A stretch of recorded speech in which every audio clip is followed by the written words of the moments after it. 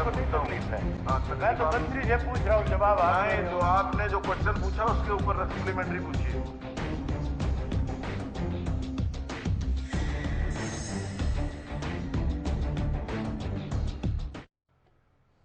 नमस्कार, मुद्दा देख रहे हैं आप और मैं हूं आपके साथ ज्योति सांगवान। हरियाणा विधानसभा के बजट सत्र की बात होगी। सत्र खत्म हो चुका है। 2 चरणों में हुए सत्र में सीएम ने पहले सत्र में बतौर वित्त मंत्री बजट पेश किया। दूसरे सत्र की बात करें, बजट पर चर्चा हुई, बजट पारित किया गया। सरकार ने बजट को हर बार की तरह ऐतिहासिक और क्रांतिकारी बताया, तो विपक्ष ने भी हर बार की तरह बजट को दिशाहीन और केवल आंकड़ों का खेल बताया। कई अहम मुद्दों की गूंज भी सत्र में सुनाई दी गई। विपक्ष ने सरकार को घेरा तो सरकार भी तैयारी के साथ नजर आई। ई टेंडरिंग से लेकर ओपीएस, बेरोजगारी से लेकर कर्ज का मुद्दा छाया रहा, तो किसानों को लेकर भी सरकार और विपक्ष आमने सामने नजर आए।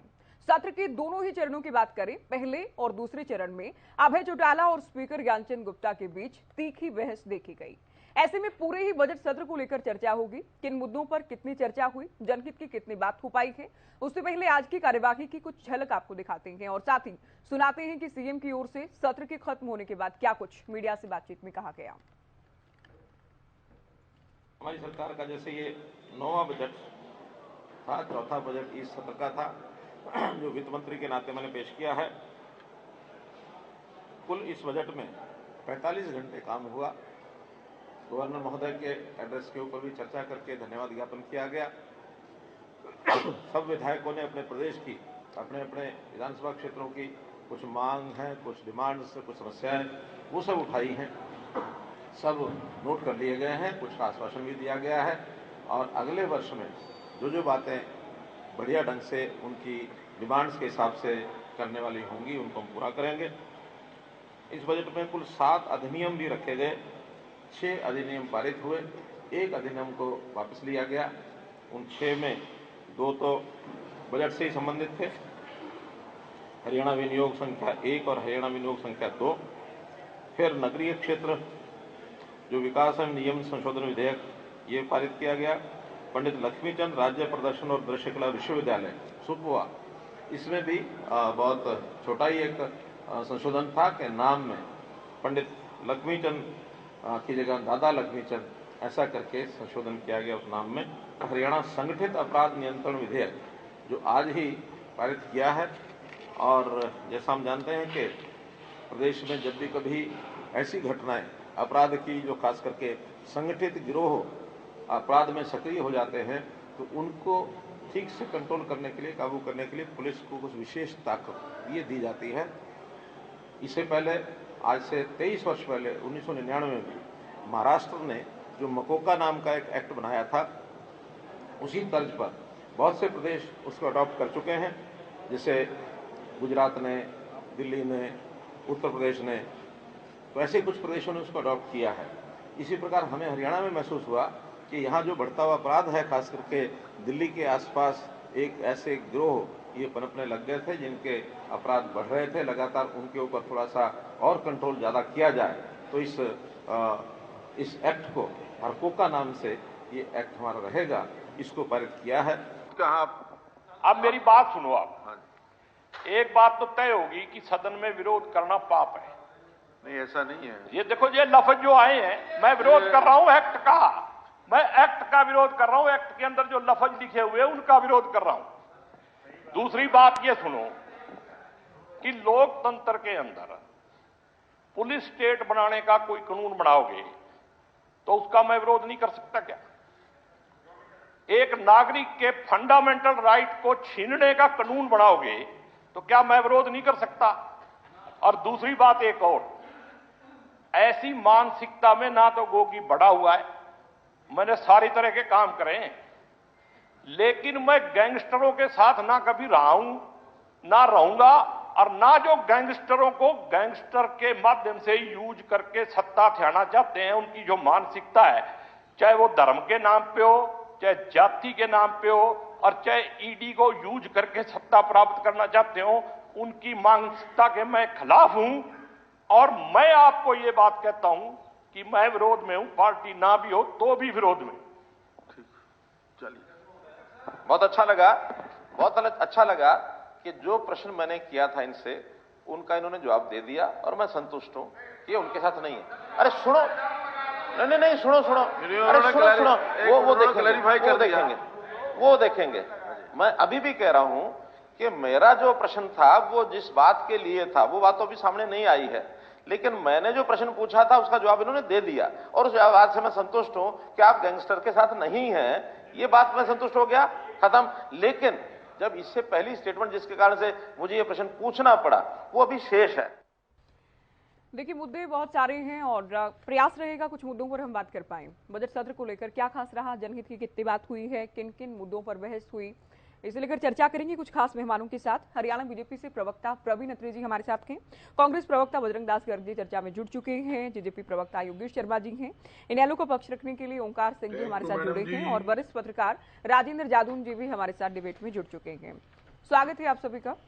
शुरुआत बीजेपी से करेंगे, हालांकि बहुत आसान नहीं रहेगा। प्रवीण अत्री जी, अगर कोई एक बात बताने के लिए कहा जाए कि सबसे बड़ी और अच्छी बात क्या रही इस बार के सत्र की सरकार के लिहाज से, आप क्या बात? नहीं ज्योति जी, देखिए ऐसा है ज्योति जी, इस बजट सत्र के अंदर सरकार के लिहाज से तो बहुत सी बातें हैं जो बहुत बेहतरीन रही, बहुत अच्छी रही जी। देखिए पहली बात तो ये है कि बजट सत्र था और इस सत्र के अंदर माननीय मुख्यमंत्री जी ने बतौर वित्त मंत्री 1,83,000 करोड़ रुपए से ज्यादा का बजट पेश किया। Ever time high budget Haryana प्रदेश में, और ये बताता है कि वर्तमान सरकार के कार्यकाल में मुख्यमंत्री मनोहर लाल के नेतृत्व में हरियाणा ने कितनी आर्थिक प्रगति की है कि जब हम सत्ता में आए थे तो बजट था 37,500 करोड़ के लगभग, और आज हम बजट पेश कर रहे हैं 1,83,000 करोड़ रुपए से ज्यादा। हरियाणा प्रदेश की जीएसडीपी बढ़ के लगभग 10 लाख करोड़ के आसपास पहुंच गई। पर कैपिटा इनकम बढ़ के लगभग 2,94,000 के करीब पहुंच गई। तो ये सब चीजें बताती है कि वर्तमान सरकार ने किस तरह से बेहतरीन आर्थिक प्रबंधन करते हुए हरियाणा को आर्थिक क्षेत्र के अंदर नई ऊंचाइयों पे पहुंचाया, वो इस बजट सत्र में हमें नजर आया। पहली बात। दूसरी बात जिसका जिक्र आप भी कर रहे थे, रोजगार का विषय। देखिए लगातार हमारे विरोधी मित्र रोजगार पे एक राजनीति करने का प्रयास करते थे और वो एक प्राइवेट संस्था सीएमआई के आंकड़े लेके आते थे और लगातार कहते थे कि साहब सीएमआई ने ये कह दिया, सीएमआई ने तो बेरोजगारी नंबर 1 है हरियाणा में, बेरोजगारी तो 27% हो गई, कभी वो 32% हो गई, कभी वो 19% वगैरह वगैरह। माननीय मुख्यमंत्री जी ने सदन में on the floor of the house, मतलब विधानसभा के पटल के ऊपर बात करते हुए ऑन रिकॉर्ड जब ये बताया कि हरियाणा के अंदर बेरोजगारी 6.46%। और देखिए सबसे बड़ी हैरानी की बात है ज्योति जी, माननीय मुख्यमंत्री जी ने देश की एक संस्था जो PLFS periodic labour force survey, उसके आंकड़ों का जिक्र किया, RBI के आंकड़ों का जिक्र किया, PPP के अंदर जो जनता ने सेल्फ डिक्लेरेशन दे रखी है उसका जिक्र किया और उन आंकड़ों को बताते हुए बताया कि हरियाणा के अंदर जो बेरोजगारी है लगभग 6%, जिसका मैं पहले उल्लेख कर चुका हूं। लेकिन हमारे मित्र लगातार एक झूठ का प्रचार करते रहे सीएमआई की रिपोर्ट को लेके। मतलब वो एक प्राइवेट संस्था जिसके मालिक कह लीजिए कांग्रेस के कार्यकर्ता, चुनाव मैनिफेस्टो कमेटी 2019 के अंदर वो काम कर रहे थे, कांग्रेस की मतलब कांग्रेस का घोषणा पत्र तैयार कर रहे थे, उनकी ऑर्गेनाइजेशन के ऊपर तो विश्वास कर रहे हैं। लेकिन कांग्रेस ने सत्र में ये भी तो पूछा ना कि एक्शन लीजिए, फिर एक्शन क्यों नहीं लेते?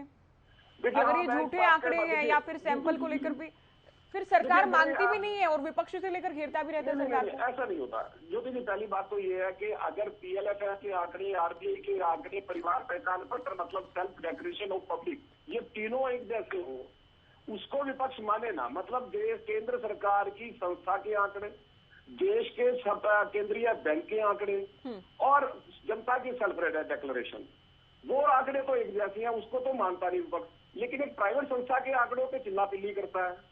जो बात आपने की, देखिए हमारे यहाँ आप सब जानते हैं डेमोक्रेसी है, लोकतंत्र है, हमारे संविधान के अंदर फ्रीडम ऑफ स्पीच, इसके बारे में एक अधिकार दिया गया है। अगर जनता को गुमराह करने की बात हो, झूठे आंकड़े पेश करके हरियाणा प्रदेश को बदनाम करने की बात हो, तो मुझे लगता है पहली कार्रवाई तो कांग्रेस के विधायकों पे हो जाएगी। भूपेंद्र सिंह हुड्डा लगातार प्रदेश की जनता को गुमराह करते रहे, झूठे आंकड़े दे के हरियाणा प्रदेश को बदनाम करते रहे, जिस वाक्य का उपयोग कांग्रेस की एक MLA ने विधानसभा में किया। तो मुझे लगता है कि पहली कार्रवाई तो इनके ऊपर ही हो जानी चाहिए कि आप हरियाणा प्रदेश को बदनाम करने का प्रयास कभी कभी सरकार की ओर से ऐसा कुछ कहा गया कि जरूरत हुई तो हम कार्रवाई भी करेंगे, किसी पुराने बयान का हवाला दे रहे थे। हमने सीएमआई से इस बात की मांग की कि जो आप ये सर्वे करते हैं, आपके सर्वे का आधार क्या है, हमें ये बताइए। ठीक है। तो आपको हैरानी होगी जान के ज्योति जी, उन्होंने कहा कि जी हमारा सैंपल साइज होता है 5,000, मतलब पूरे हरियाणा प्रदेश के अंदर जब हमारा जो एम्प्लॉयमेंट फोर्स, मतलब जो काम करने योग्य जो लोग हैं, वो लगभग 1,86,00,000 के आसपास, लेकिन वो केवल 5,000 लोगों से बात करके ये निर्णय कर लेते हैं कि साहब हरियाणा में ये ठीक बात है। बिल्कुल ये बिल्कुल ही बेसलेस बात हो जाती है। सीएम की ओर से भी कहा गया कि अभी रिक्शा वाले से बात करते हैं, बेरोजगार से बात करते हैं, या जिसकी क्वालिफिकेशन ज्यादा है उससे कम क्वालिफिकेशन की जो नौकरी है उसमें वो लगा के, तो उस पर भी डिपेंड करता है कि सैंपल वो छोटा के जी, सैंपल वो छोटा के।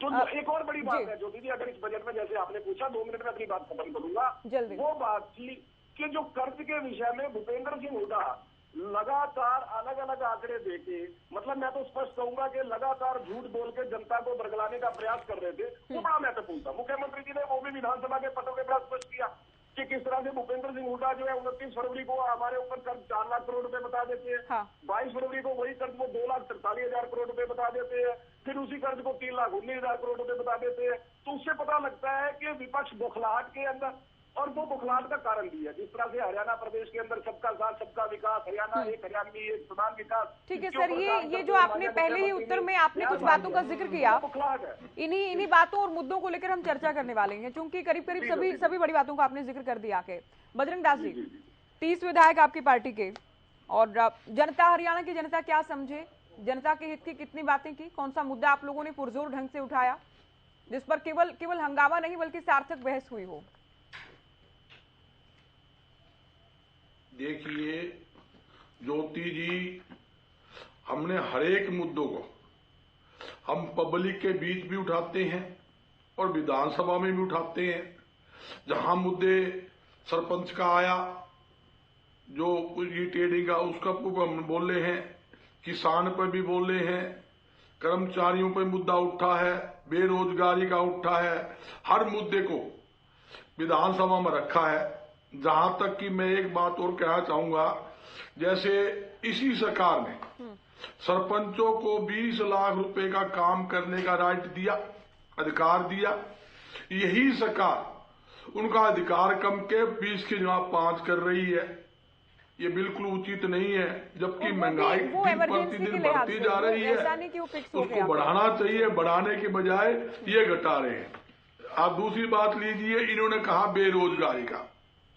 एक तरफ जहां सीएमआई के आंकड़े की बात करते हैं, मुख्यमंत्री जी ने सीएमआई का आंकड़े को झुठलाया नहीं।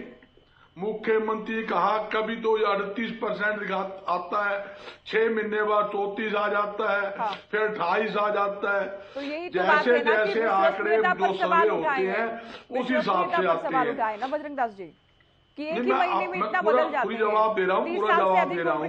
जो डाटा जो जब यही आंकड़े, जब यही मैं वही बता रहा हूँ, आयोग नहीं मानता सीएमआई को। सर्वे की रिपोर्ट की बात है, जहां गुजरात के अंदर यही एजेंसी, गुजरात में यही एजेंसी, मध्य प्रदेश में यही एजेंसी, जब इनको नून दिखाते हुए 2% गुजरात में बेरोजगारी है, जब तो ये बल्ले बल्ले करते हैं।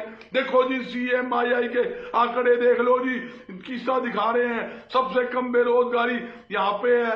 जब हरियाणा की बात आ जाती है तो ये कहते हैं फर्जी एजेंसी है, कांग्रेस के एजेंट है। मैं पूछना चाहता हूं भाई, जब वहां गुजरात में बीजेपी क्यों ढोल पीती है, मध्य प्रदेश में क्यों नाचती है? जहां बीजेपी शासन प्रदेश है वहां तो ये एजेंसी ठीक है, जहां ये खिलाफ आंकड़ा आ जाए तो वहां ये खड़े होकर नाचने लग जाते हैं। नहीं, ये तो कांग्रेस की एजेंसी है जी, कांग्रेस की बात है जी। जहां एक बात और लीजिए, जहां 1 करोड़ से ज्यादा लोग हैं जो रोजगार के योग्य हैं, सरकार ने जो रोजगार दिया उसके भी आंकड़े पेश किए हैं। आप लोगों को केवल सीएमआई ही पसंद आती है? दूसरे जो आंकड़े हैं उनको आप खारिज कर देंगे। वो आंकड़े भी देख लो, आज टोटल आंकड़ा विधानसभा के पटल पर रखा है, जो है तो आप लोगों की केवल वही अटक जाती है। ज्योति जी 1,70,000 सिर्फ सरकारी जो पक्के एम्प्लॉई है हरियाणा के अंदर 1,70,000 पक्के एम्प्लॉई है। ये भी आंकड़े देख लो, मुख्यमंत्री ने आंकड़ा दिया 1 लाख हमने भर्तियां की है 8 साल के अंदर, और रिटायर कितने हुए हैं ये नहीं बताया। और ये देखिए आपके सामने है, मुख्यमंत्री ने कहा भी हुड्डा साहब ने आंकड़े गलत दिए कर के अंदर। मैं पूछना चाहता हूं मेरे साथी से, 1966 से लेकर 2014 तक टोटल हरियाणा पर कर्ज था 70,000 करोड़ रुपए का। मुख्यमंत्री ये नहीं बताया आज कर्ज कितना है, 3 लाख करोड़ 1,000 करोड़ से ज्यादा आज हरियाणा कर्ज के अंदर है। कर्जा लिया, मलाई खाई, कहां गया पैसा, कहां लगा दिया पैसा। तो आप बिजली निगमों का भी जब आप कर्ज की बात करते हैं, बिजली निगमों का भी ऐड किया कीजिए। गांवों में पंचायत नहीं थी, बजरंग दास जी गांवों में विकास नहीं हुआ। देखिए मुझे बिल्कुल अच्छा नहीं लग रहा है, मैं आपको बार बार टोक रही हूं। बजरंग दास जी एक आंकड़ा ये बताइए, आप लोग तो कहते हैं कि सरकार श्वेत पत्र जारी करे, लेकिन कांग्रेस भी कोई श्वेत पत्र जारी करके कोई एक नंबर ये बता दे कि हरियाणा पर इतना कर्ज है। कभी आप लोग कहते हैं 3 लाख करोड़, कभी 3.25 लाख करोड़, कभी 4 लाख करोड़, कभी उसको राउंड फिगर करने के लिए उसको 5 लाख करोड़ भी कर देते हैं। तो क्या ये लाखों करोड़ का जो गैप थे वो कांग्रेस गलत बात, कभी 5 करोड़ का 5 लाख करोड़ किसी ने नहीं कहा। अच्छा, हाँ हुड्डा तो साहब ने 4 लाख करोड़ 3 कैसे लाख कह दिया करोड़ से ऊपर का बताया है। अच्छा। और मैं दावे के साथ कहता हूँ मेरी बात गलत हो। अच्छा एक बात और है, ये कहते हैं नहीं एक बात और है, उसको बाद में करेंगे। आप बताइए ना कितना कर्ज है हरियाणा पे। किसने बजरंग दास गर्ग क्या मानते हैं हरियाणा पर कितना कर्ज है? गलत आंकड़े पर्चा दर्ज करे, सीमाएं खिलाफ कार्रवाई करे, ये ताकत आप मेरे सवाल से क्यों भाग रहे हैं? बुरा नहीं पाते, क्यों नहीं बुरा पाते? एक नंबर बताइए ना कि हरियाणा पर कितना कर्ज है आज की तारीख में? आंकड़े सही है, 3 लाख करोड़ से ज्यादा, 3 लाख करोड़ से ज्यादा कर्ज है। 3 लाख करोड़ से ज्यादा आज भी हरियाणा कर्जे के अंदर है। मैं दावा के साथ कहता हूं, मैं आपको अगर मेरी बात गलत हो तो अत्रे जी बता दे इतना कर्जा है, मुख्यमंत्री क्लियर क्यों नहीं किया कि कर्जा 3 लाख करोड़ का नहीं है जी, 3 लाख करोड़ से कम है। बताते इतना आंकड़ा नहीं बताया। बोले जी हाँ हुड्डा साहब बार बार फिगर बदलते हैं। अरे 3 लाख 1,000 करोड़ का बता तो दिया, उससे ऊपर कर्जा है, आप उसको जुटलाओ। आएंगे प्रमित्र जी, कर्ज को लेकर भी हम बात करेंगे। जितना कोरोना काल में लिया जा सकता था सरकार का दावा के उससे कम लिया गया। 9 साल में हुड्डा साहब के 9 साल की बात करें तो 2.87% बढ़ोतरी हुई थी, 2.87 गुना बढ़ोतरी हुई थी। अभी सीएम दावा करते हैं 2.07% बढ़ोतरी हुई है कर्ज में। जब आप आंकड़ों पर आते हैं, मैं अभी चर्चा को आगे ले जाते हैं क्योंकि बाकी प्रवक्ता इंतजार कर रहे हैं। गलत बात रखते हैं, हर बात को बजरंग दास जी समय काफी जा चुका है सर, आपके सामने है। जहां इन्होंने नहीं विधानसभा में झूठ नहीं बोला जा सकता। सीएम झूठे आंकड़े पेश नहीं करेंगे विधानसभा में। आपके सामने बोला, एयरपोर्ट की जमीन के बारे में नहीं बोला। जब बहस हुई आपके सामने, एयरपोर्ट के चारों तरफ इन्होंने करोड़ों अरबों रुपए की जमीनें खरीद कर औने पौने दामों को किसानों को लूटना काम किया। वो भी डांट रहे हैं हमने जमीनें नहीं खरीदी, घोटाला भी डांट रहे हैं आपके सामने। पूछ लीजिए कि उनके खिलाफ विशेषाधिकार प्रस्ताव आया। पटल पर झूठ नहीं बोला जा सकता। अतरे भाई आप समझ करिए, एयरपोर्ट के चारों तरफ जमीनें खरीदे नहीं खरीदी औने पौने दामों के अंदर। आप ये बताइए प्रॉपर्टी आईडी का मामला आया, 18 करोड़ 11 लाख का टेंडर दिया। नगर निगम ने जो प्रस्ताव पास किया, सारी प्रॉपर्टी आईडी गलत एंट्री हुई है, इसकी पेमेंट रोको, इसके खिलाफ किया गया है। उसके बावजूद सरकार ने 65 करोड़ से ज्यादा उसका भुगतान कर दिया और सारे लोग धक्के खा रहे हैं प्रॉपर्टी ठीक करवाने के लिए। बजरंग दास जी अभी आप रुकेंगे, अभी आप सुनेंगे योगेश शर्मा जी। कोई कार्रवाई करिए आपने, हरियाणा में कितना कर्ज है? अगर कार्रवाई करी क्या आप बताओ। जितने घोटाले आपने करे उसकी हमने SIT का नाम दे दिया, SIT गठन कर दी, उस पर कार्रवाई करी आपने। घोटाले का मुद्दा उठा, SIT गठन कर रखी है, SIT अपनी कार्रवाई करेगी। 2 साल से ऊपर हो गया, आज तक उसकी रिपोर्ट नहीं है SIT की।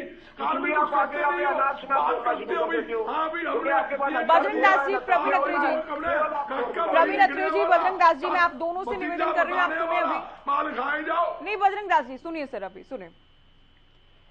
योगेश शर्मा जी, जितना भी हमने दोनों ही चरणों की बहस देखी, आपके ज्यादातर विधायक जो सरकार की नीति है या सरकार के फैसले, ये टेंडरिंग को लेकर ही बात कर लें। किसी ने कहा कि 10 लाख कर दो, किसी ने कहा कि 20 लाख कर दो, कभी डिप्टी सीएम पर कि दादा गौतम सवाल उठा देते हैं। तो ये जो पार्टी के बड़े नेताओं के खिलाफ क्या कहा जा सकता है कि विधायकों के अलग अलग सुर नजर आए सत्र में, और ये बिल्कुल नया भी नहीं है, इससे पहले भी हुआ, कभी बबली और सिहाग आमने सामने नजर आते हैं। नहीं ज्योति जी, ऐसा कुछ नहीं है। जहाँ तक विधानसभा में बहस की आप बात कर रहे हैं, हमारे सभी विधायकों ने जेजेपी के जितने भी विधायक हैं सबने जनहित के मुद्दों को विधानसभा में रखा, जनहित के मुद्दों की बातें की, जनहित के मुद्दे प्रश्नकाल में उन पर चर्चा के लिए रखे। उनका भली भांति डिप्टी सीएम साहब ने उनके जवाब दिए कि कौन कौन सी विधानसभा में कौन कौन से काम आगे होने जा रहे हैं, वो सब पटल पे रखी गई हैं चीज़ें। और जेजेपी के जितने भी विधायक हैं सबने बड़े अच्छे तरीके से विधानसभा में अपने अपने क्षेत्र की आवाज़ को उठाया, और उनका सरकार ने, सीएम साहब ने, डिप्टी सीएम साहब ने, सबने उनका जवाब दिया है और उनकी मांगों को स्वीकृत किया है कि किस जगह कौन सा काम आगे सरकार ने रख के करने जा रही है, कहाँ कहाँ बाईपास बनने जा रहे हैं, कहाँ कहाँ प्रदेशवासियों की सुविधा के लिए कहाँ पर फ्लाईओवर बनाए जाएंगे। ये सब चीज़ें जेजेपी की तरफ से मांगों में रखी गई हैं और अच्छी तरीके से उनको सुना गया और उन पर चर्चा की गई और उनके लिए हाँ भी की गई है। ज़्यादातर मुद्दों को जो भी लोगों ने, हमारे विधायकों ने उठाए हैं, ज़्यादातर मांगों को स्वीकार किया गया है। मैं तो खुशी प्रकट करता हूँ, फख्र करता हूँ हरियाणा प्रदेश के वासियों के लिए कि भाई आज हरियाणा प्रदेश की सरकार में 1,83,000 करोड़ रुपए का जो प्रावधान रखा गया, ये बड़े गर्व की बात है, सरकार की उपलब्धि मैं मानता हूँ इस बात को। ठीक है, ओंकार सिंह जी, दोनों ही चरणों में अभय को क्या हुआ था? जितना गुस्से में वो थे, तो इससे क्या इलाहाबाद की जनता का या हरियाणा की जनता का इसमें कोई हित था? अगर उन्हें सेशन से नेम किया जाता है या बाहर निकाला जाता है या वो नहीं बोल पाते हैं, तो इसमें क्या और किस तरह का फायदा है? सर समझाएं आप। ज्योति जी, क्या जनता की आवाज उठाना गुनाह है? उन्होंने क्या पूछा? उन्होंने शराब घोटाले का प्रश्न किया मंत्री से। उन्होंने कहा कि अब तक शराब घोटाले की रिपोर्ट क्यों नहीं सदन के पटल पर आई? मंत्री से पूछा, जवाब कौन देगा? स्पीकर महोदय। स्पीकर महोदय का काम होता है लोकतांत्रिक प्रणाली में सदन की प्रक्रिया को बनाए रखना, सत्ता पक्ष और विपक्ष के बीच में तालमेल बनाना, ये स्पीकर का काम होता है। न कि जो भी मंत्री, जो भी विधायक, विपक्ष का नेता कोई अगर प्रश्न पूछे तो उसको खुद सेटल नहीं कर सकता, उसको संबंधित मंत्री ने जवाब देना होता है। अब हुआ कि आपके सामने पूरे प्रदेश की जनता जानती है कि जब भी चौधरी अभय सिंह चौटाला जी ने कोई प्रश्न उठाया, उन्होंने उनको नेम करके बाहर कर दिया। ये कहाँ की लोकतांत्रिक प्रक्रिया है? लोकतंत्र में जनता सर्वश्रेष्ठ होती है। लोकतंत्र लोकतंत्र नहीं है। लोकतंत्र में सदन सबसे सुप्रीम होता है। सदन में किसी भी सदन का टाइम दिया जाता है 20 फरवरी से लेकर 22 मार्च तक, मात्र 48 घंटे, जो मुख्यमंत्री महोदय खुद कहते हैं 48 घंटे की कार्यवाही। ज्योति जी, आप जरा सोचिए कितना पैसा सदन का बर्बाद हुआ और 48 घंटे काम हुआ। चलो छोड़िए आप इस प्रश्न को, मैं आना चाहता हूँ प्रवीण अत्रे जी की बातों के ऊपर। इन्होंने बोला 1,83,950 करोड़ का बजट पेश किया, बहुत अच्छी बात है। आप 10 लाख करोड़ का बजट पेश करो, हमें खुशी होगी, लेकिन उस बजट से जनता को क्या मिला ये बताइए। नक्शल 1,83,950 करोड़ का बजट पेश हुआ, 64,000 करोड़ रुपए नया कर्ज लिया गया, इसमें से 35,290 करोड़ रुपए पुराने कर्ज का भुगतान किया गया। ज्योति जी देखिए, हमारे में एक बात कही जाती है, दाढ़ी से मूछें लंबी। इस सरकार की दाढ़ी से मूछें लंबी हो चुकी है। 64,000 करोड़ में से 35,290 करोड़ रुपए का कर्ज का भुगतान किया गया। देखिए, मैं मानता हूं कोई भी सरकार प्रत्येक व्यक्ति को रोजगार नहीं दे सकती, बेरोजगारी की व्यवस्था बहुत ही गंभीर बन चुकी है, लेकिन सरकार ये कर सकती है, हमें स्वावलंबी बना सकती है। हमारे को औद्योगिकरण की सरकार का दावा है, ओंकार, लेकिन प्रयास जारी हैं। दूसरा, मनोहर सरकार में जो आंकड़ों के आधार पर बात है वो कर रही हूं मैं। अब तक के 1966 के बाद जितनी भी सरकारें रही, मनोहर सरकार में सर्वाधिक, सबसे अधिक सरकारी नौकरियां दी गई हैं। विधानसभा के पटल पर रखा गया ये आंकड़ा के। अब मैं ये भी बताना चाहूंगा कि जब से हरियाणा बना है तब से लेकर अब तक सबसे अधिक बेरोजगारी की दर कहाँ है? वो भी अभी है। अच्छा। अगर आप सरकारी नौकरी नहीं दे सकते तो आप कम से कम औद्योगिकरण की तरफ तो जा सकते हो। 1,83,950 करोड़ के बजट में उद्योग क्षेत्र के लिए 8.5 करोड़, कितनी नाजायज बात है। आप उद्योग लगाइए ना, यहाँ के उद्योगपति बद्दी नालागढ़ जा रहे हैं, उनको रोकिए, उनकी तरह हमें सुविधाएं दीजिए, बिजली सस्ती दीजिए, रोजगार दीजिए, हमारे को जमीन सस्ती दीजिए, वित्त दीजिए, इनकम टैक्स माफ कीजिए, सेंटर आपका विशेष पैकेज दीजिए ताकि इंडस्ट्री सेटअप हो। लेकिन इंडस्ट्री सेटअप करने की कोई बात नहीं है। दूसरी बात, मैं हकोका के ऊपर बात करके अपनी बात खत्म करूंगा। देखो, हरियाणा संगठित अपराध नियंत्रण अधिनियम सरकार लेके आई, आप लाइए, समय की जरूरत है, समय के अनुसार नए कानून भी बनते हैं, पुराने कानूनों में बदलाव भी होते हैं, लेकिन सिर्फ ढकोसलेबाजी ना कीजिए। आप मेरे को बताइए, आईपीसी की धारा, भारतीय दंड संहिता की धारा 34 क्या कहती है? 34 कहती है, जब भी 2 या 2 से अधिक व्यक्ति कॉमन नियत से कॉमन ऑब्जेक्ट को करने के लिए कोई कार्य करते हैं तो उन पर उसी अपराध की सजा निश्चित होगी। अगर हत्या हुई है तो हत्या सब पर लागू होगी, रेप हुआ तो रेप सब पर लागू होगा। क्या यह संगठित अपराध को नियंत्रण नहीं करता?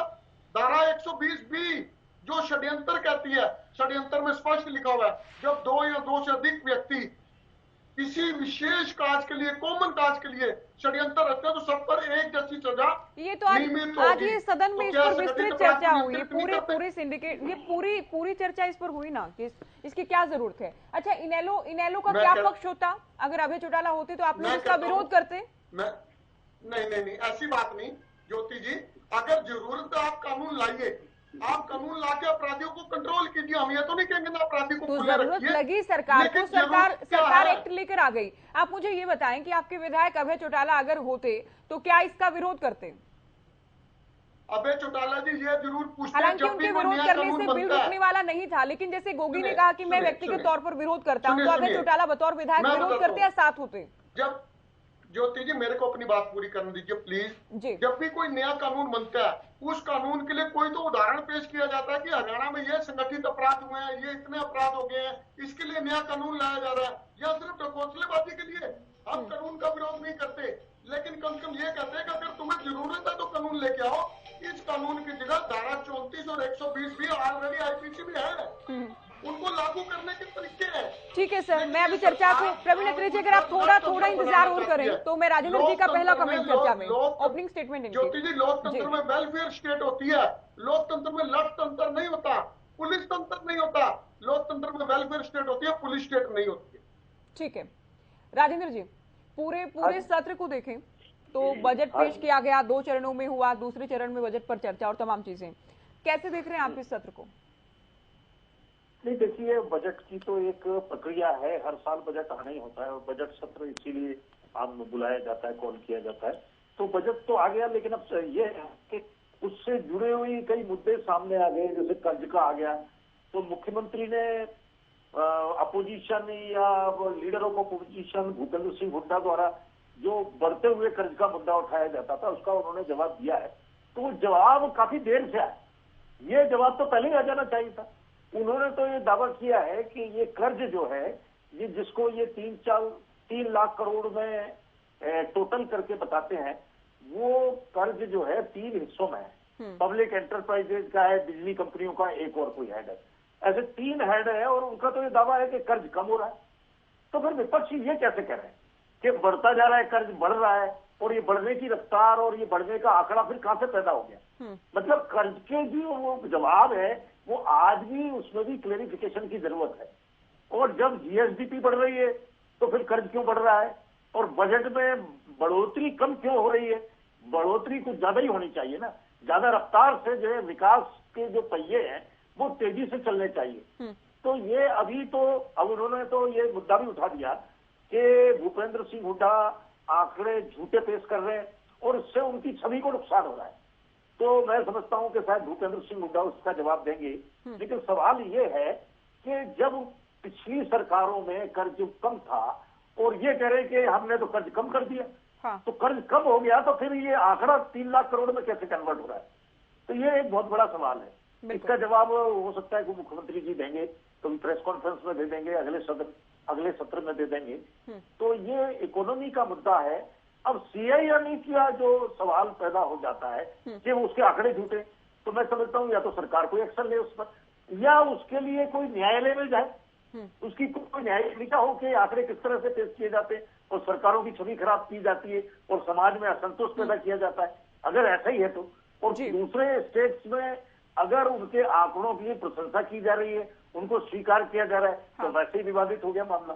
ठीक है, तो ये इकोनॉमी और रोजगार के मुद्दे पर चलिए इसके सदन में इस सत्र में कुछ चर्चाएं हुई है और मैं समझता हूं कि जो चर्चा शुरू हुई है वो चर्चा आगे बढ़ेगी और किसी न किसी निष्कर्ष तक पहुंचाएगी। प्रवीण अत्रे जी, मेरे 2 सवाल रहेंगे आपसे। क्या कर्ज को लेकर आंकड़ों का खेल कर रही है सरकार? सीएम तो कहते हैं कि कोरोना काल में दोनों साल जब 40,000 करोड़ के आसपास कर्ज लिया जा सकता था, हमने सीमा से कम लिया, 30,000 करोड़ के आसपास लिया गया। और भूपेंद्र हुड्डा अगर अलग अलग आंकड़ों के साथ सरकार पर एलिगेशन लगाते हैं तो विशेषाधिकार हनन की आप बात कर रहे थे, क्या उनके खिलाफ नहीं आ सकता? क्या उनके खिलाफ कोई जी ऐसा विशेषाधिकार हनन का प्रस्ताव आता है तब जब अगर विधानसभा के पटल पे कोई आदमी झूठे आंकड़े रखता है। आपने देखा होगा हुड्डा साहब बड़ा स्मार्टली बिहेव करते हैं, वो पब्लिक मंच पे वो प्रेस कॉन्फ्रेंस में कहते हैं जी। हाँ, वो इसीलिए स्मार्ट बिहेव करते हैं क्योंकि उनको भी ये बात पता है कि अगर आपने विधानसभा के पटल में कोई गलत बात की तो आपके खिलाफ विशेषाधिकार हनन प्रस्ताव आ जाएगा। ठीक है, इसलिए वो स्मार्टली बिहेव करते हैं। अब देखिए कई सारा सवाल पैदा हो गए हैं, तो मैं सबके जवाब दूंगा और आपके सवाल का विशेष तौर पे सबसे बाद में जवाब दूंगा। देखिए सीएमआई के बारे में अभी कांग्रेस के प्रवक्ता ने ये कहना शुरू किया कि साहब सीएमआई के आंकड़ों के ऊपर जब गुजरात की बात होती है, मध्य प्रदेश की बात होती है तो ये लोग प्लीज सब बताते हैं। मैं जानना ये चाहता हूं कि किस नेता ने सीएमआई के आंकड़ों पे प्लीज सब बताई, पहले तो मैं ये नाम जानना चाहता हूं। दूसरी बात देखिए सीएमआई के जो एमडी हैं महेश व्यास, मैं चाहूंगा कि सभी मित्र जो डिबेट में बैठे हैं वो एक बार गूगल कर लें और वो ये देखें कि जो महेश व्यास है उनका कांग्रेस से क्या संबंध है। नहीं बजरंग जी आप सुनने दीजिए, बजरंग दास जी आप सुनने दीजिए ना, आप इतने सवाल पूछ लिए बीजेपी से उत्तर सुन लीजिए। नहीं मैडम, ये मेरे सामने में नहीं बोल रहे थे क्या? या जो मित्र डिबेट में है या जो हमारे दर्शक देख रहे हैं जो कर सकते हैं, एक बार गूगल करें कि महेश व्यास जो सीएमआई के एमपी हैं वो उनका कांग्रेस से क्या संबंध है, पता लग जाएगा। दूध का दूध पानी का पानी। घोषणा पत्र तैयार करने का आप ये बता दो कि जितने मीडिया वाले बैठे हैं जो नेशनल चैनल आपने हाईजैक करके हैं उसका उनको हम चैनल नहीं मानेंगे क्या? यूँ कह देंगे बीजेपी के चैनल नहीं है, यूँ कह देंगे एपीपी चैनल नहीं है, यूँ कह देंगे न्यूज चैनल नहीं है। इनकी जब पोल खुलने लगती है चुप कराने की बात थोड़ी है। बजरंग जी देखिए ऐसे मत कीजिए आप, हम सुने जाएंगे। बजरंग जी ऐसे नहीं, ऐसे मत कीजिए सर, आप बहुत अच्छा संदेश भी देते हैं। बजरंग दास जी से संदेश दिया जा रहा है कि आप सुनने आप बीजेपी के आंकड़े, बीजेपी का जवाब आप नहीं सुनना चाहते, आप अपने समय में बोलिएगा ना, आपको टाइम दिया जाएगा, आपको टाइम दिया जाएगा, मैं इस बात की गारंटी आपको दे रही हूँ। आप सुनिए प्लीज, रिक्वेस्ट करूँ मैं आपसे। तो मैं ये कह रहा हूँ कि उससे सच्चाई का पता लग जाएगा, पहली बात। फिर हमारा सवाल ये है कि केंद्र सरकार की दो संस्थाएं, चाहे पीएलएफएस की बात करें, आरबीआई की बात करें और पीपीई के अंदर जो सेल्फ डिक्लेरेशन लोगों ने खुद बताया वो तीनों आंकड़े एक समान है। सीएमआई की बात क्यों करी जाए? फिर ये कहा जाता है कि सीएमआई पे कार्रवाई मैंने स्पष्ट कर दिया। जब सीएमआई पे स्पष्टीकरण मारा, अगलों ने कह दिया कि हमारा सैंपल साइज 5,000 है, हमने तो पूरे 5,000 लोगों से पूछा है और जो उन्होंने इससे पूछा है इसके लिए साथ हमने रिपोर्ट बना दी। तो वो आप समझ सकते हैं कि यहाँ पे भी एक स्मार्ट मूव है, क्योंकि उनको पता है कि अगर आपके खिलाफ कार्रवाई होगी तो आपको 5,000 लोगों का लेके चले जाएंगे, कहेंगे देखिए हमने तो 5,000 लोगों के बेच दिया। क्योंकि जो सेफोलॉजिस्ट होते हैं, आप भी जानते हैं ज्योति, जो सेफोलॉजिस्ट होते हैं, फिर ये काम करते हैं, उनका काम करने का ढंग क्या होता है, किस तरह से उन्होंने चीजों को मोड़ना होता है। अब बात आ जाती है कर्ज की, जिसके बारे में राजेंद्र की बात करेंगे। देखिए मैं थोड़ा सा पहले तो इंडियन नेशनल लोकदल के प्रवक्ता का जवाब दूंगा, क्योंकि उनका सवाल बेहतरीन था। उन्होंने ये पूछा कि साहब आप ये तो कह रहे हो कि 1,83,000 करोड़ रुपए का बजट आपने पेश कर दिया, लेकिन जनता को इससे क्या मिला? क्योंकि मैं पूरी सारी गिनाना शुरू करूंगा तो शायद 1 घंटा बहुत कम पड़ेगा, मोटी मोटी बातें कर लेता हूँ। हमारे यहाँ लगातार देखिए हम बात करते हैं कि हमारा जो किसान है उस किसान के लिए क्या हो रहा है, हमारा जो युवा है उस युवा के लिए क्या हो रहा है, मोटे मोटे तौर पर हम चीजों का जिक्र करते हैं। अभी स्थिति ये है कि इस बजट में जो आईएमडी के प्रवक्ता ने पूछा, 2 लाख युवाओं को कौशल प्रशिक्षण देके, जो आज ये कह रहे थे कि स्किल डेवलपमेंट होना चाहिए, इस बजट के अंदर 250 करोड़ रुपए का एक प्रोविजन बाकायदा इस बात के लिए किया गया कि हमारे 2 लाख युवाओं का टारगेट रखा गया कि उनका कौशल प्रशिक्षण किया जाएगा, मतलब टेक्निकल डेवलपमेंट उनकी होगी। युवा अपना स्टार्टअप शुरू कर सके, उसके लिए वेंचर कैपिटल फंड की स्थापना की। 200 करोड़ रुपए का कोष। अरे सुन तो लो यार, मैं तो लंबी फहरिस्त बताऊंगा, अभी तो बता रहा हूँ आपको। मैंने तो कहा कि बहुत लंबी फहरिस्त है। ओंकार सिंह जी, ये प्रावधान तो क्या क्या है? अरे आपने सवाल पूछा, उसका जवाब दे रहा हूँ। रोजगार मेले सरकार लगा रही है, सस्ता ऋण दिया जा रहा है, एमएसएमई के लिए प्रावधान किया गया है। तो हम बजट की अगर हर एक बिंदु पर बात करेंगे तो आज की डिबेट का समय कम रहेगा। प्रवीण अत्री जी, मैं उम्मीद करूंगी आप कर्ज को लेकर उत्तर देंगे। जी जी जी, मैं कर्ज को लेकर उत्तर देता हूँ। मैं एक और बात कहूंगा कि हरियाणा प्रदेश में पहली बार किसी मुख्यमंत्री ने इस बात का विचार किया कि जो आम हरियाणवी है उसका स्वास्थ्य बेहतर हो, उसको अपने स्वास्थ्य के इलाज के लिए चिंता ना करनी पड़े। इसके लिए बाकायदा योजना लेके आए। जो केंद्र की योजना थी उसका विस्तार पहले जब आप भी जानते हैं किराई योजना के अंदर, लेकिन बजट में उसका और विस्तार कर दिया। 3 लाख प्रति वर्ष आमदन उस कैटेगरी में ले आए, जिससे ज्यादा से ज्यादा लोगों को 5 लाख रुपए का इलाज मुफ्त मिल सके। उसके अलावा दीनदयाल उपाध्याय जी के नाम से एक योजना शुरू की गई, जो 1,80,000 सालाना से कम आमदन वाले लोग हैं, अगर उनके घर में कोई मिसहैप हो जाता है, मतलब दुर्घटना में या नेचुरल रूप से कोई डेथ हो जाती है, तो उनको आर्थिक मदद सरकार देगी। 6 साल का बच्चे तक को 1 लाख रुपया, 6 साल से 18 साल को 2 लाख, 18 से 25 को 3 लाख, इस तरह से मदद सरकार करेगी। ये विचार भी इसी मुख्यमंत्री के मन में आया। अब आपने जो सवाल किया था कर्ज से लेकर, राजेंद्र जी ने ये सवाल पूछा था कैटेगरी क्या होती है और ये कर्ज घटा है कैसे, वो बताता हूँ। देखिए, कैटेगरी वाइज जो अगर हम कर्ज की बात करते हैं, एक स्टेट पब्लिक एंटरप्राइजेज का जो लोन होता है, जहां कांग्रेस क्या खेल खेलती थी वो बताता हूँ।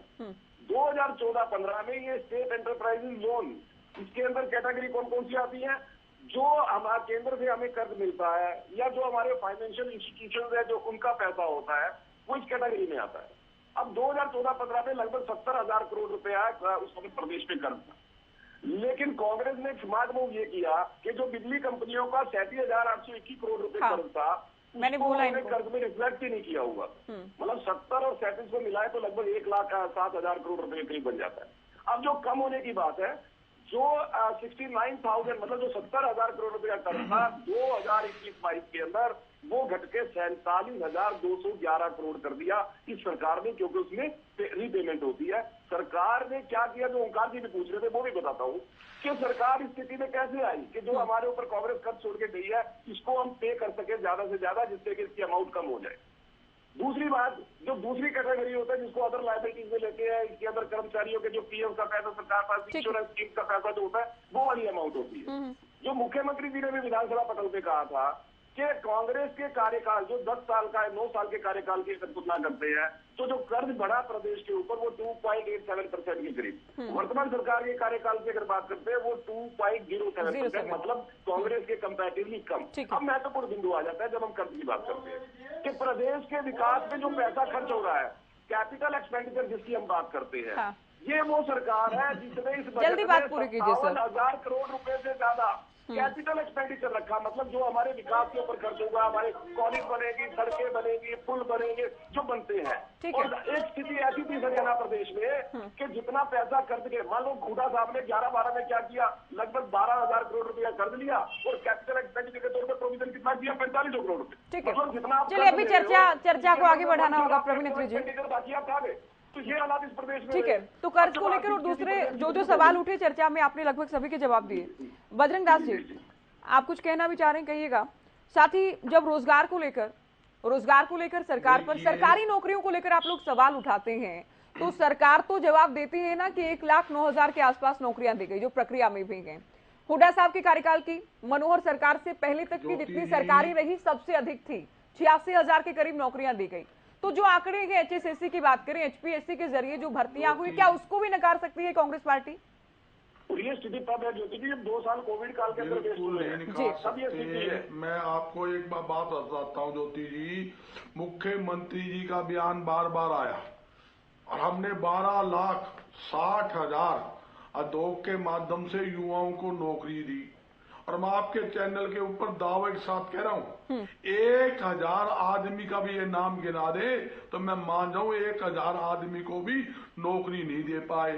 ये दावे के साथ कहता हूँ, इस सरकार के अंदर रोजगार घटे हैं, बेरोजगारी बढ़ी है और कम से कम ग्राम स्तर के ऊपर 80% मैं आंकड़े की बात कर रहा हूँ। 80% मैं नाम दे सकता हूँ फैक्ट्रियों के। 80% गांवों में फैक्ट्रियां, छोटे छोटे उद्योग जिसको लघु उद्योग बोलते हैं, वो बंद हुए हैं।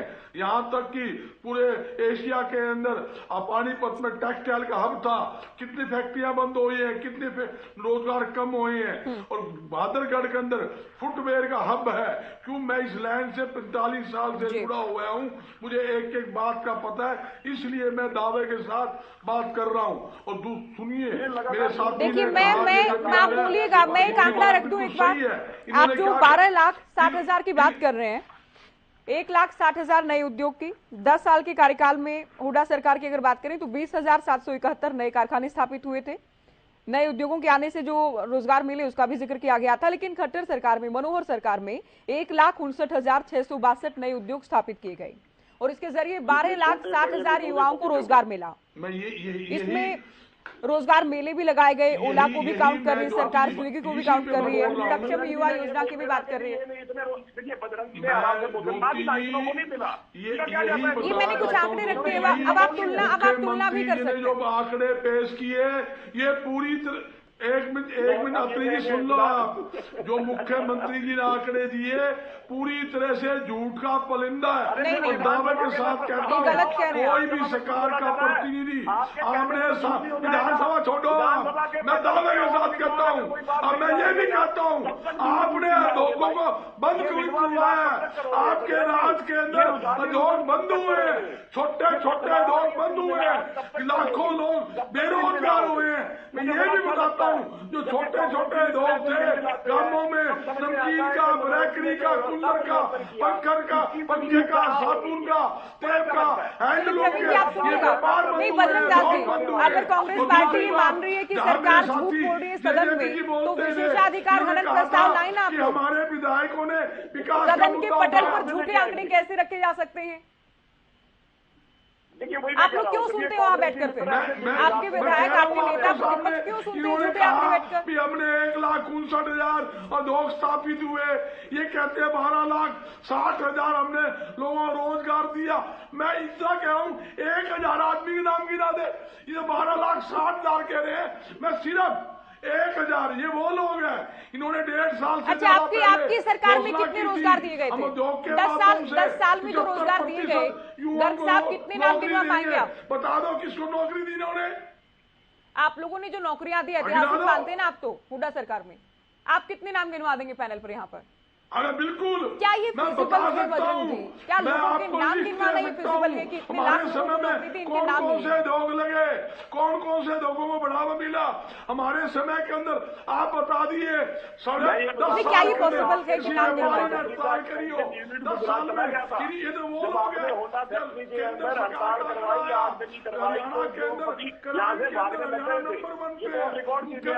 इसको भी नहीं साबित कर रही है व्यवस्था परिवर्तन किया मनोहर जी ने, उसकी तकलीफ कहाँ हो रही है ये साबित कर रही है।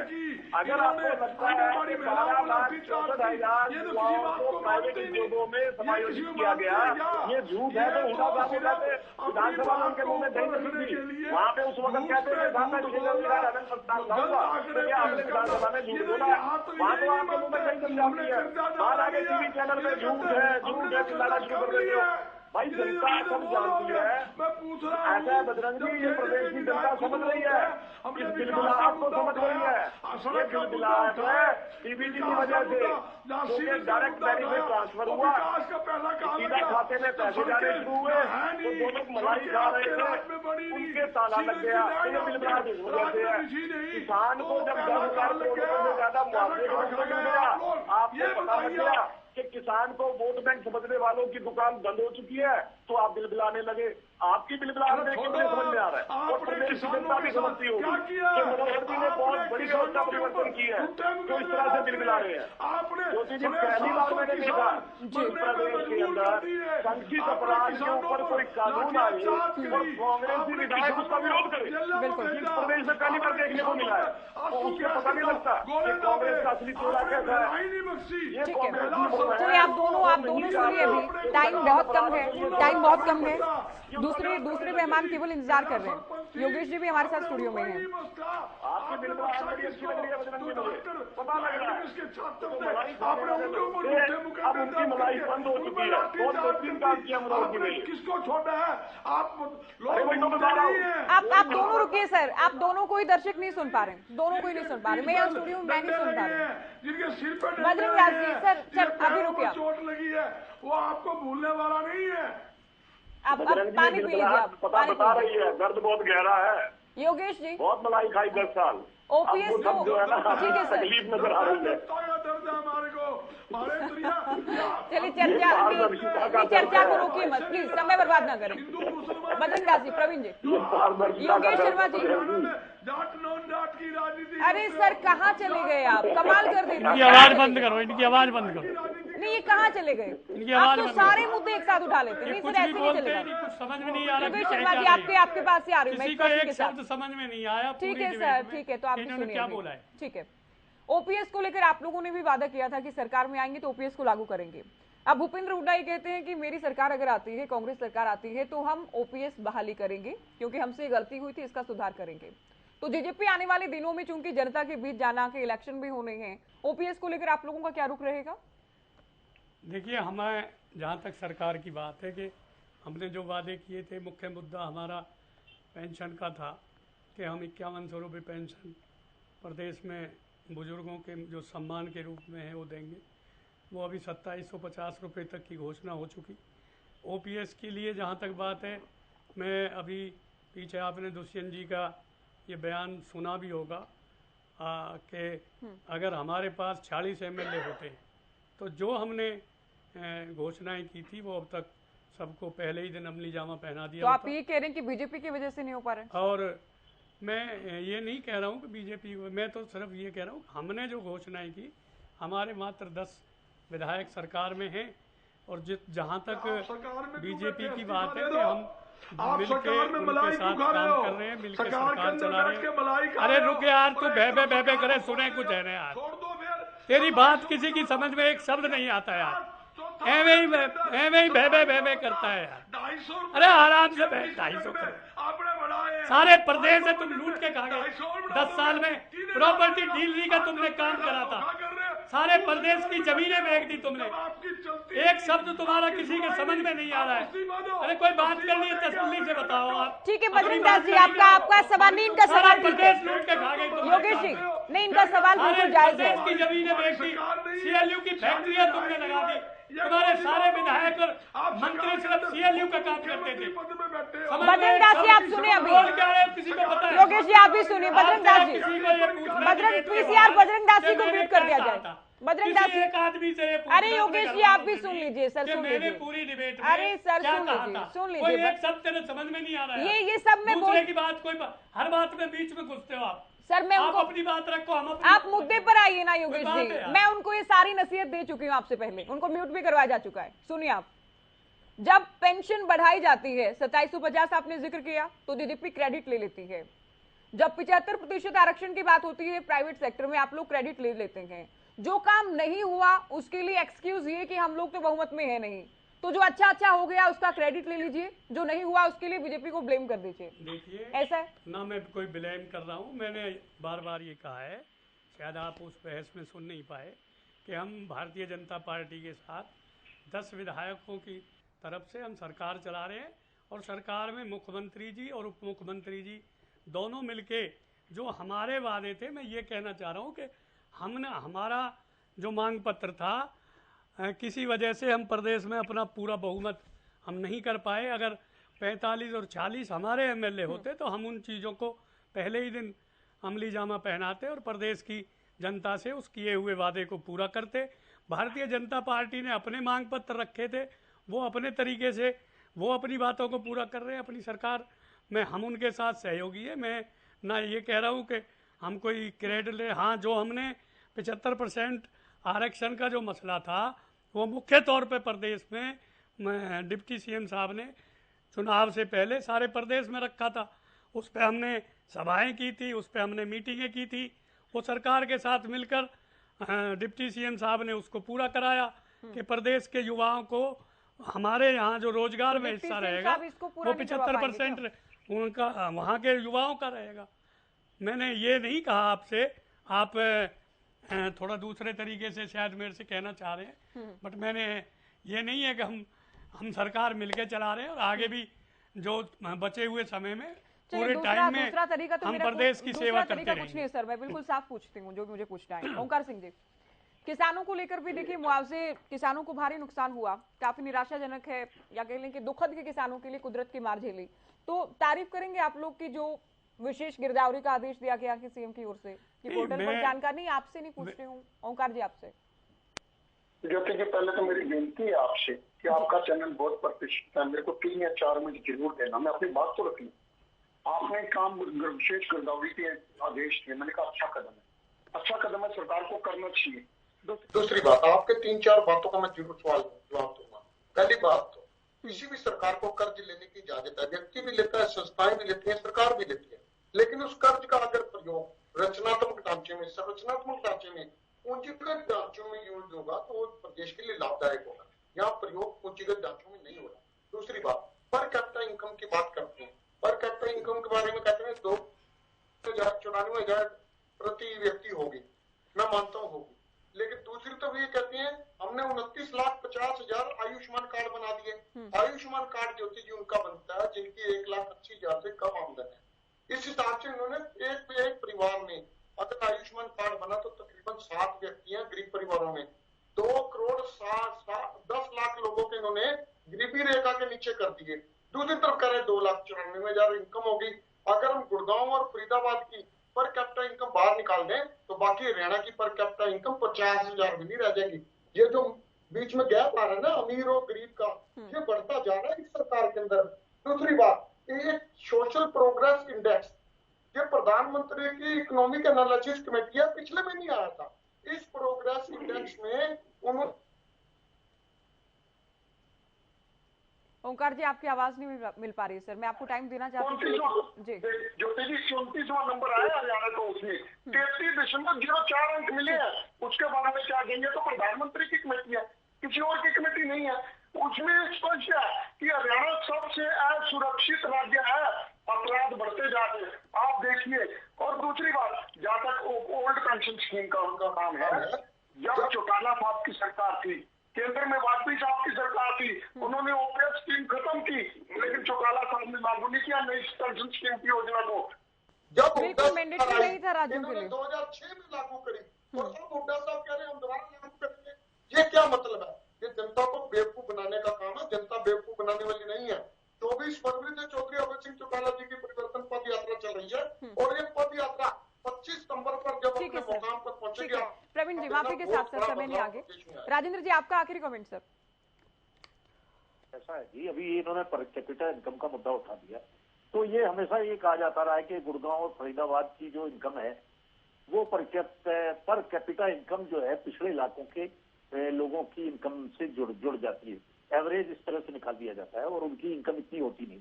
मैं तो ये कहता हूं कि सरकार तमाम तरह के परिवर्तन कर रही है, तो एक परिवर्तन इनको ये भी करना चाहिए कि पर कैपिटा इनकम का जो आकलन है वो कम से कम निचले स्तर पर, डिविजनल स्तर पर होना चाहिए। डिविजनल स्तर पर हो या जिला स्तर पर हो, तो ताकि पता चले कि वास्तव में जो जीएसडीपी बढ़ रही है और जो विकास हो रहा है उसको आम आदमी को और पिछड़े जिलों तक कितना पहुंच पा रहा है, ताकि आदमी की स्थिति में सुधार हो। अब ये सरकार जो है ये भी ठीक है कि एक दलील ये है कि 1 लाख रुपए से कम इनकम वाले परिवारों के लिए काम कर रही है, तो आखिर में वो 1 लाख रुपए से नीचे कैसे रहेगी? इतना विकास हो रहा है, इतनी तेज गति से जीएसडीपी दौड़ रहा है, तो फिर वो उस दौड़ के हिस्सेदार क्यों नहीं है? उस विकास के हिस्सेदार वो क्यों नहीं है?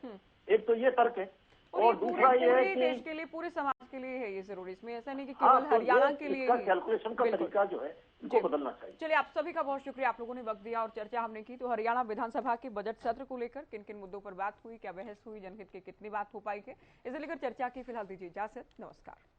मेरे को नहीं तकलीफ है, मैं तो मंत्री से पूछ रहा हूँ जवाब।